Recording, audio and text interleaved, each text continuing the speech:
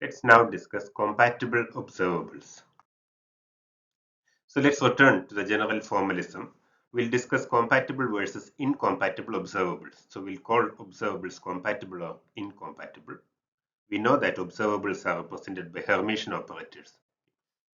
So what do we mean by compatible observables? Let's say operators A and B or observables A and B. These are defined to be compatible when the corresponding operators commute. Right? So compatible observables means commuting observables. So if the commutator of A and B is equal to 0, then we say that these are compatible. Right? We already defined commutator in our previous class. This is what it means. Commutator of A and B is actually AB minus BA. If this is 0, then we say that these are compatible observables. The reason for giving this name will become clear soon. Right? In the context of quantum mechanics, we name these observables compatible in the context of quantum mechanics. We'll see why we call them as compatible observables. Okay? So if these are compatible observables, if they do not commute, they are called incompatible observables. Right? So if they commute, they are compatible. If they don't commute, they are incompatible. For example, right, we have already seen this. We talked about spin half systems and we saw that S square and Sz are actually compatible observables. In fact, we saw that S square commutes with all Sx. Okay. S square commutes with Sx, S square commutes with Sy, S square commutes with Sz also. Right? So we can say that all these are compatible observables. All right. So you can take S square and Sx, they are compatible. S square and Sy are compatible. S square and Sz are also compatible. But Sx and Sy are not compatible. We saw that this is equal to I h bar Sz. Okay. Similarly, we saw that in general, right, we had Si with Sj is equal to I h bar epsilon ijk sk. Right? So this is why we say that these are not compatible observables. So let's first consider the case of compatible observables A and B. Then we'll go on to the incompatible observables. As usual, we assume that the ket space is spanned by the eigenkets of A. Right? So far, we have talked only about one operator or one observable, or one Hermitian operator, and we constructed a vector space. We constructed a ket space which is the span of the eigenkets of this operator. Okay, so we always consider only one operator. And what's the vector space we constructed? The vector space was the span of the eigenkets of this operator. Right? Or we say that the vector space that we construct is spanned by the eigenkets of this observable. Right? Now we can also regard another operator B. Right? This is also a Hermitian operator. This is also an observable. Now we could as well span the same space by the eigenkets of B also. Right? Because the eigenkets of any Hermitian operator can act as a basis. Right? The eigenkets of any operator, any Hermitian operator, can act as a basis. This we have already seen. Right? So we have seen that the eigenkets of a Hermitian operator corresponding to different eigenvalues. Right? These are orthogonal. So we may also regard the same ket space as being spanned by the eigenkets of B. So the question that we want to ask is, how are the A eigenkets related to the B eigenkets when A and B are compatible observables? Okay. So question is this. Suppose I know that I have got this eigenket A prime of operator A. Alright. Let's say that I also have an eigenket of operator B, the eigenvalue B prime. The question is there any relation? Can I find any relation, or can I say something about these eigenkets given the information that these are compatible observables? Right? So given that these are compatible observables, what can I say about these eigenkets? All right. Now, before going into this issue, or going into this the answer of this question, there's something that we need to discuss. Okay, it's the concept of degeneracy. Degeneracy we did not discuss. We have not discussed so far, right? So this is what we mean by degeneracy. Right? Suppose there are two or more linearly independent eigenkets of operator A having the same eigenvalue. Then the eigenvalues of the two eigenkets are said to be degenerate. Right? So when do we say that an eigenvalue is degenerate? Let's say that there's an eigenvalue A prime. When do we say that this is degenerate? We say that this is degenerate if there are more if there are more than one kets corresponding to the same eigenvalue.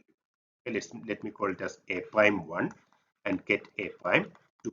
And these eigenkets have to be linearly independent also, right? In the sense that we are not talking about A prime 2, which is a multiple of A prime 1. We are talking about independent eigenkets, all right? Okay, so if there are two independent eigenkets corresponding to the same eigenvalue, then we say that the eigenvalue is degenerate. All right. Now, so far, we always assumed that eigenvalues are non-degenerate. Right? We always assumed that corresponding to one eigenvalue, there's only one eigenket. So here, for example, if the operator A acting on the ket A prime gives you, let me call this as A prime 1, right? Gives you A prime 1, right? Then we say that A prime 1 is an eigenket of A corresponding to the eigenvalue A prime. Fine. Okay. Now there could be another state A prime 2 which also has the same eigenvalue, right? Which also has the same eigenvalue. Okay, this A prime, these eigenvalues are the same. Then we say that this eigenvalue is degenerate because now there are two independent states or two independent kets corresponding to the same eigenvalue. Right? Again, these kets have to be independent of each other. We are not talking about A prime 2, which is a multiple of A prime 1. No, these are independent. Right? So this is the idea of degeneracy. Right? Now we know that kets represent physical systems. Right? We know that kets represent physical states of quantum mechanics. So in a way, you might be familiar with the case of degeneracy. For example, when you studied the Bohr atom model, you might have seen that corresponding to the, what do you say, n equal to 1 orbit, right? This language will be improving this language when we discuss hydrogen atom in the context of quantum mechanics, right? But there was this Bohr atom model, and he actually found that corresponding to n equal to 1, there can be two electrons, right? One with spin half and the other one with spin minus half, right? This the n equal to 1 actually tells us about the energy of the electron, right? We see that there are two electrons with the same energy, right? So if there are two electrons with the same energy, we say that the energy value is degenerate, right? So you see that when you go to higher and higher energy values, it's more and more degenerate. There are more and more electrons corresponding to higher energy values, if you remember from the Bohr atom model, right? So the physical example here is that when we say that there are more than one eigengets corresponding to the same eigenvalue. For example, this could mean that corresponding to the same energy value, there could be more than one electrons. So if there are two electrons with the same energy, then we say that that energy value is degenerate. Then we say that the energy value is degenerate. Right? Same is the case with angular momentum, spin, and all these things. Right? If there are more than one electrons with the same angular momentum, then that angular momentum eigenvalue can be called degenerate. Okay, so degeneracy is actually present everywhere in quantum mechanics. So we need a way to deal with it. Right? It may make things a little bit complicated here and there, but luckily in quantum mechanics we have a way of dealing with degeneracy. Okay. So in such a case, the notation ket A prime that labels eigenket by its eigenvalue alone does not give a complete description. All right. So if there is degeneracy, so this means that if there is a degeneracy, then I cannot label the eigenkets with the eigenvalue alone. All right, because corresponding to the eigenvalue A prime, if there are more than one kets, then giving the label A prime to that ket does not specify it completely. Okay, which eigenket am I talking about? Right, is it the first eigenket or the second eigenket with the same eigenvalue? Right. So this means that if there's degeneracy, this labeling of the kets by the corresponding eigenvalue doesn't really work. It does not completely specify the state. Okay. So we may recall that our earlier theorem on the orthogonality of different eigenkets was proved under the assumption of no degeneracy, right? So when we talked about, when we said that eigenkets corresponding to different eigenvalues are actually orthogonal, okay, we actually assumed there that there is no degeneracy. There is no degeneracy. So we said that we have different eigenvalues and eigenkets corresponding to these different eigenvalues are orthogonal, etc. We actually did not take into account the case for degeneracy, right? Okay, now again, the things get even worse. The whole concept that the ket space is spanned by ket A prime appears to run into difficulty when the dimensionality of the ket space is larger than the number of distinct eigenvalues of A. What does this mean? Right? So we actually said that the different eigenvalues correspond to different measurement outcomes. Right? So this is how we had our logic. We said that different eigenvalues correspond to different measurement outcomes. Okay, measurement outcomes. Right. So what we said that we will construct a space whose dimensionality is equal to a number of different eigenvalues. Right. So we need to construct a space whose dimensionality is equal to number of different eigenvalues. Right. We further said that this space that we constructed, the ket space that we constructed, is spanned by the eigenkets of an observable. Right. But this does not work. There seems to be a contradiction here because the number of independent kets is not equal to number of eigenvalues. Right. So these statements would work exactly only if the eigenvalues are non-degenerate. If the eigenvalues are non-degenerate, then corresponding to every eigenvalue you have got one eigenket. Then the number of eigenvalues is equal to a number of eigenkets, and then we can talk about a space spanned by the different eigenkets of an observable. All right. So when the dimensionality of the ket space is larger than the number of distinct eigenvalues of A, it is difficult. All right. This means that we have to do something more here. Again, this is one problem, and the other problem is how do we label these states. So if we cannot label them by the eigenvalues, how do we label or specify these states? Now, fortunately, okay, we are lucky. In practical applications in quantum mechanics, it is usually the case that in such a situation, the eigenvalues of some other commuting observable can be used to label the degenerate eigenkets. All right.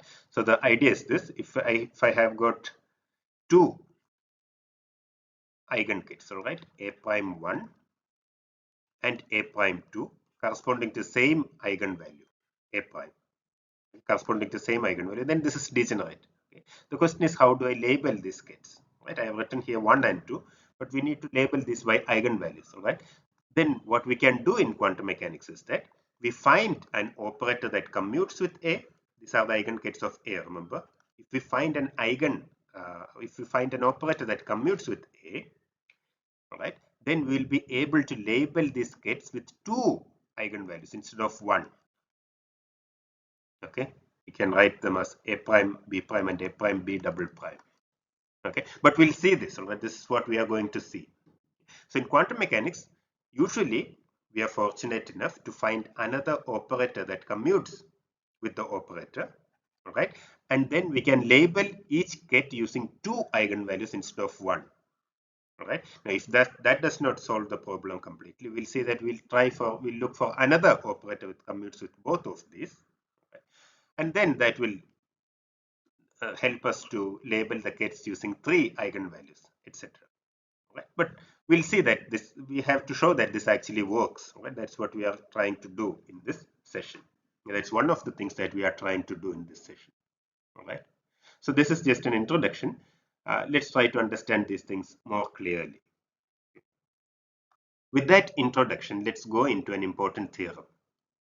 Now, the things that we mentioned in the previous slide, we mentioned them without any proof or any detailed explanation. Right? We'll try to understand those things on the basis of this theorem. Okay. So this is the theorem.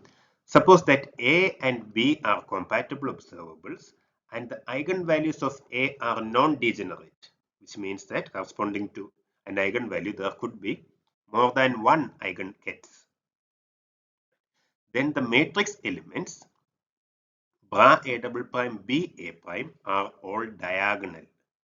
Okay, recall here that the matrix elements of A are already diagonal if ket A prime are used as the base kets. Okay, so what does this mean? We know that an operator can be represented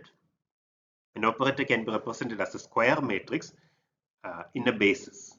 Okay, and we know that the eigenkets of a Hermitian operator can be used as a basis. So let's just revise a little bit. Okay, we said that the eigenkets of observables in quantum mechanics, right, of observables form a basis, okay, or form base kets. So we take an observable A, a Hermitian operator A, all right, we can choose its eigenkets A prime, ket A double prime, ket A triple prime, etc. to form a basis.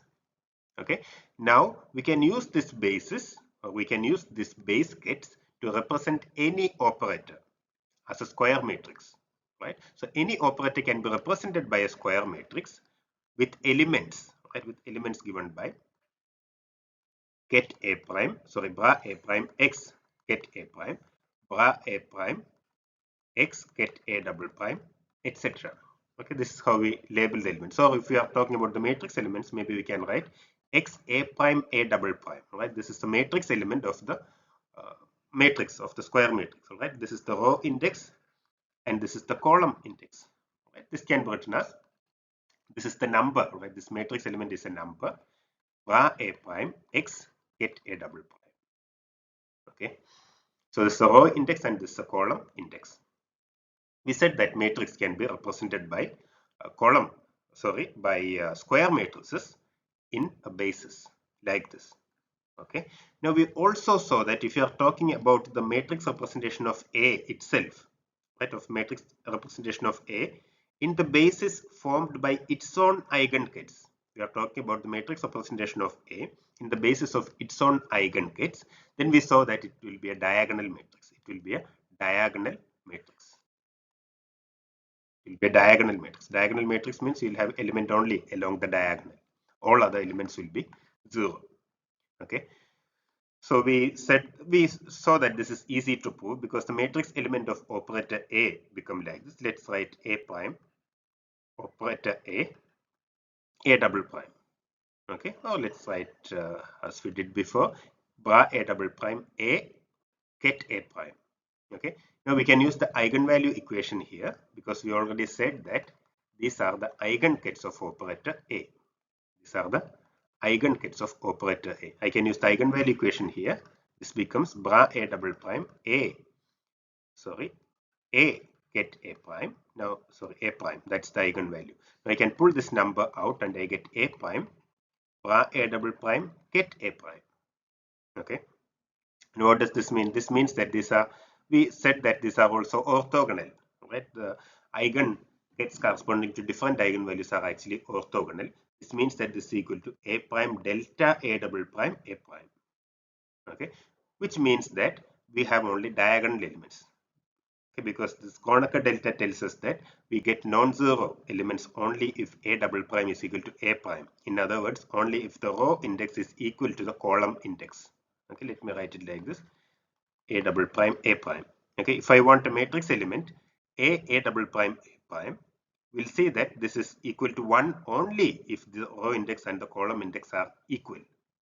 Okay.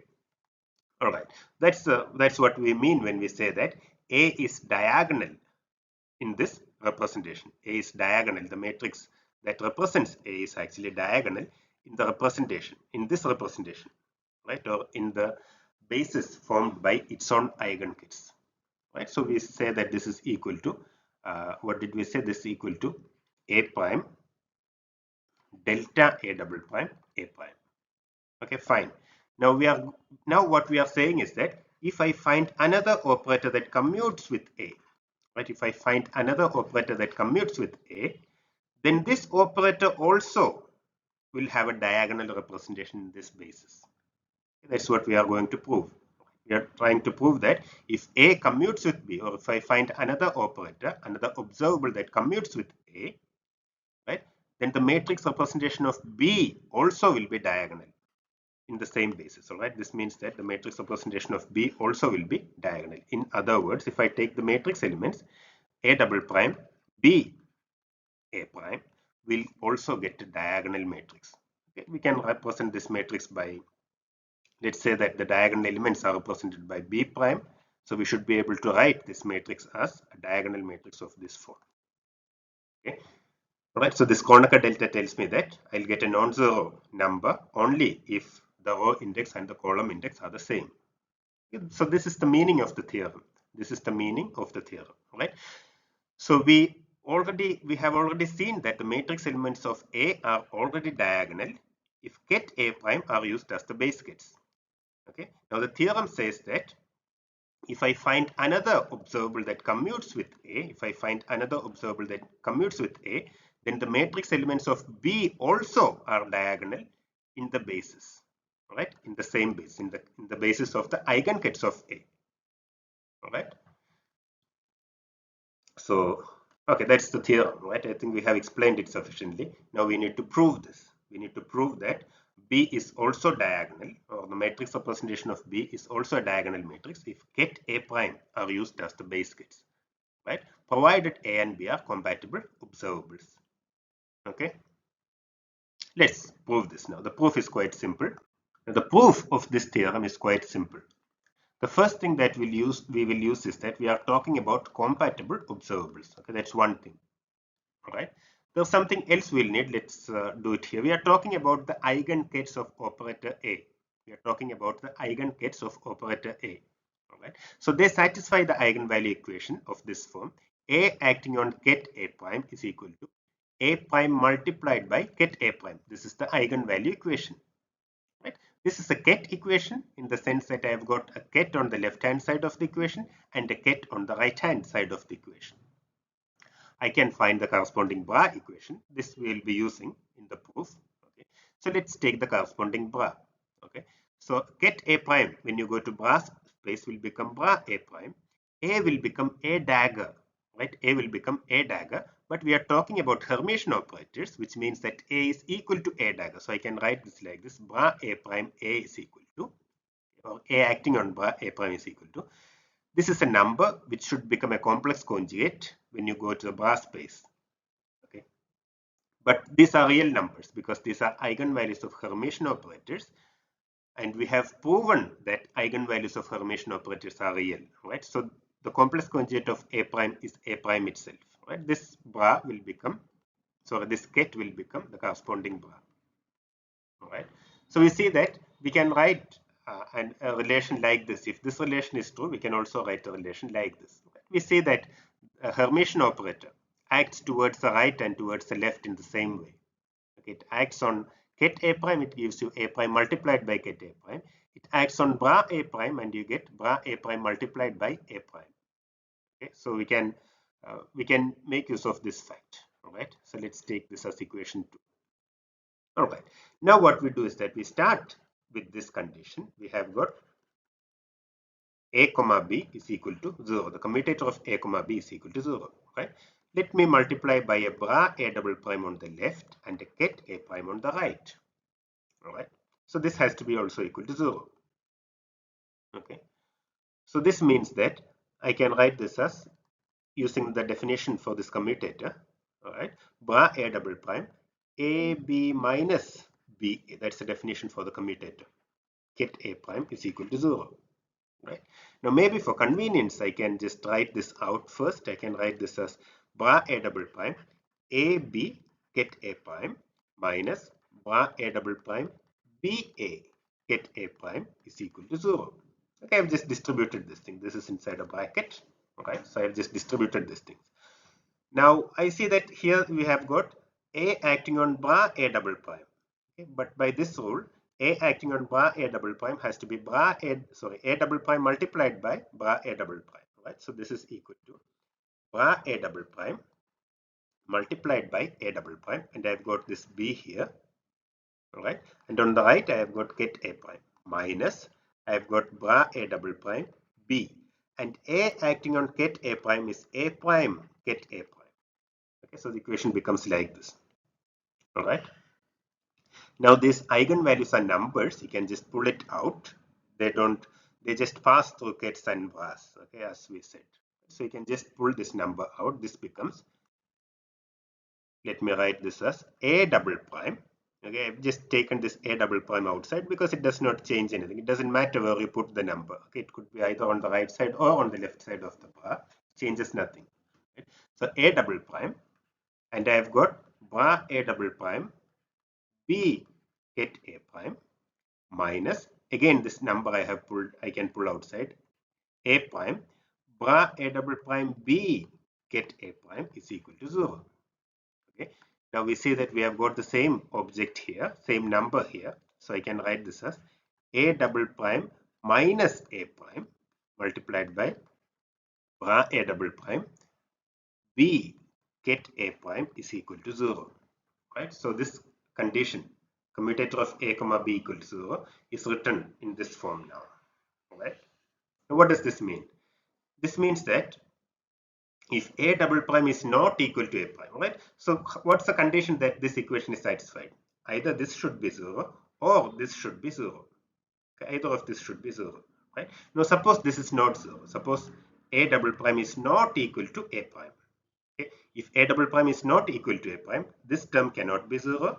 That means that this matrix element has to be 0. So if A double prime is not equal to A prime, this means that bra A double prime B ket A prime will be equal to 0. Okay, now this is exactly what we said. This is exactly what we mean when we say that B is also diagonal. What are these? These are the matrix elements of operator B. These are the matrix elements of the operator B. So we can say that B A double prime A prime is equal to 0 if A double prime is not equal to A prime. This is exactly the condition for a diagonal matrix. If the row index and the column index are not the same, then the element is 0. Okay? So we see that we already know that A is diagonal in the basis ket A prime.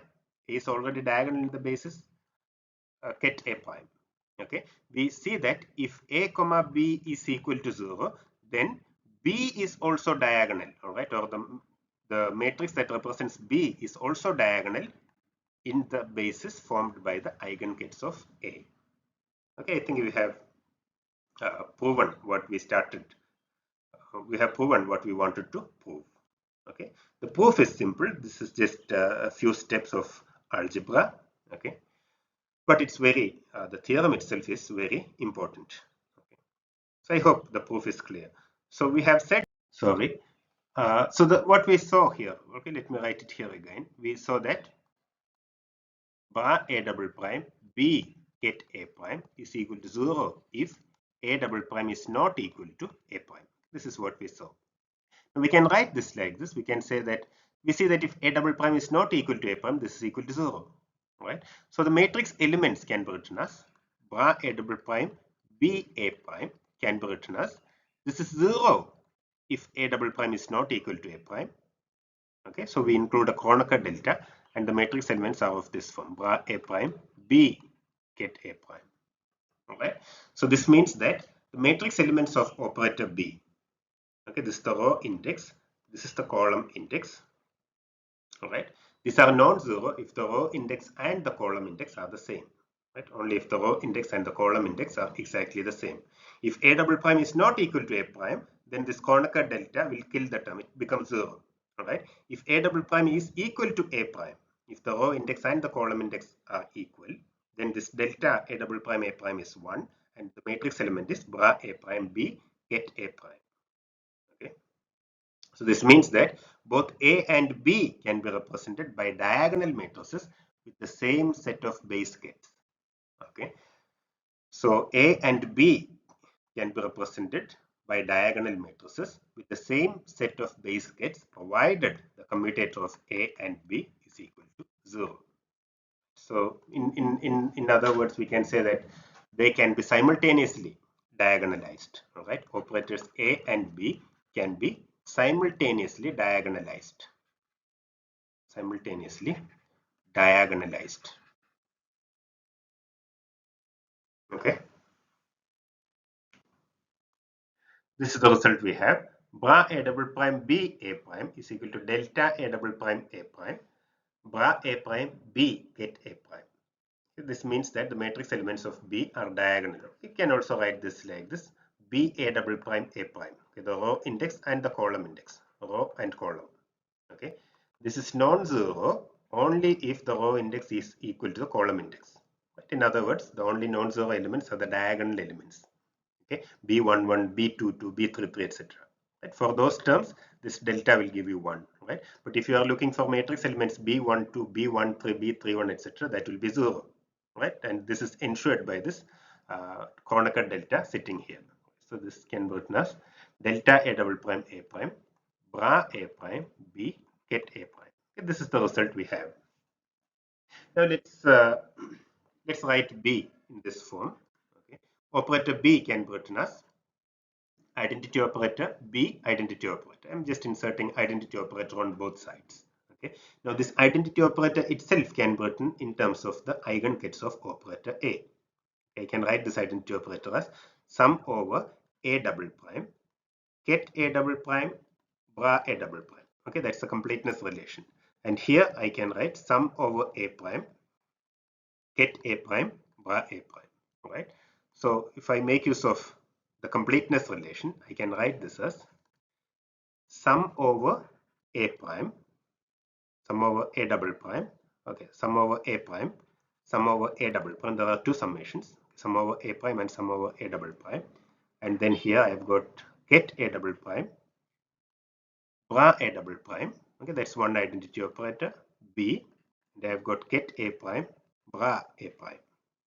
Okay, all right. Now we said that we can write this as this is equal to sum over a prime, sum over a double prime. Here I've got a get a double prime. Okay, this can be written as delta a double prime a prime because these are diagonal. These are elements of a diagonal matrix. So delta a double prime a prime, bra a prime, b get a prime, and I've got a bra a prime here, right? Okay. Now we see that there's a Kronecker delta and a summation here. We can carry out one of the summations, right? We can carry out one of the summations. Let's carry out the sum over a prime. We are carrying out the sum over a prime. You see that these are summation indices, and when I carry out summation over a prime, this Kronecker delta makes sure that the only non-zero term in the whole summation corresponds to a double prime equal to a prime. Okay, this means that if I carry out the summation over a prime, I'll get only one term, the one corresponding to a double prime is equal to a prime, right? Or a prime is equal to a double prime. So let me carry out the summation over a prime here. Okay, so that summation over a double prime will remain. Okay, one of the summation is gone, and I've got get a double prime here. Okay, delta a double prime a prime will be 1 only for a double prime equal to a prime. So I can write this as a double prime wherever a prime appears. So when I carry out the summation over a prime, wherever a prime appears, I have to substitute it by a double prime. That's only non-zero term. So this becomes bra a double prime, b get a prime, and bra a double prime. Okay, so that's the result we have written here.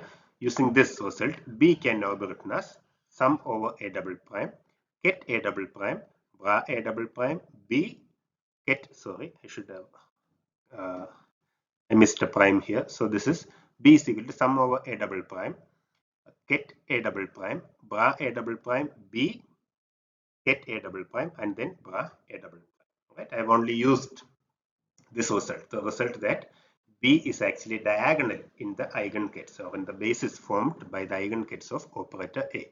Right? I've made use of the result. This allows me to write b in this form. I hope this is clear. All right.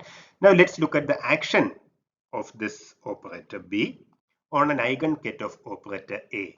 Right? Let's look at the action of this operator b on an eigenket of operator b. Okay.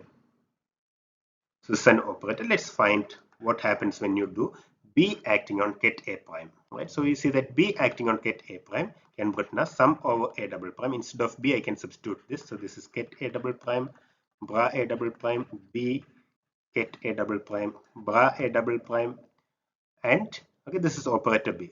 This is operator b acting on get a prime, acting on get a prime. Okay. Now by orthogonality, we know that this is equal to delta A double prime A prime, orthonormal. Right? We are talking about an orthonormal set of eigenkets. So this is delta A double prime A prime. So this becomes sum over A double prime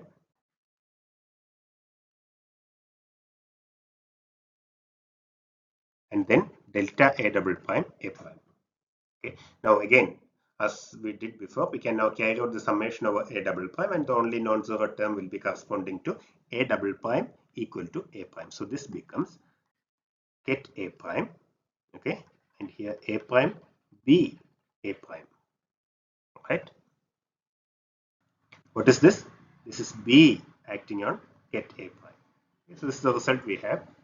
B acting on get A prime is equal to, right, since this all these multiplications are legal, right? I don't have any bracket here, but since this is a number, I can take it to the left side. Doesn't matter where I put the number, right? So I'll be a little bit careful. I'll write this as bra A prime B get A prime, right? A number multiplied by get A prime. So what do I get here? B acting on get A prime gives me a number multiplied by get A prime. This is the definition for an eigenvalue equation. This is the definition for an eigenvalue equation, right? So what have we shown here? If A and B commute, then the eigenkets of A are also eigenkets of B. Here we see that the eigenkets of A are also eigenkets of B. So we have proven here that if A and B commute, then the eigenket of operator A is also an eigenket of operator B, with the eigenvalue given by bra A prime B get A prime. Okay. So we have B acting on get A prime is equal to a number multiplied by get A prime, which is exactly the eigenvalue equation. So this number is actually the eigenvalue of B. We can denote it as B prime. We'll denote this number as B prime.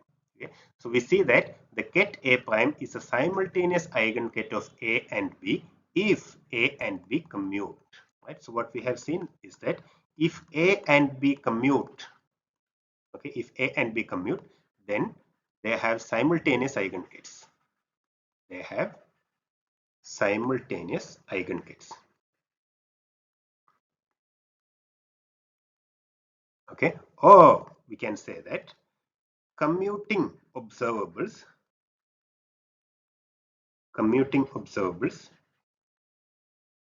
have simultaneous eigenkets, or compatible observables have simultaneous eigenkets. Okay, all right.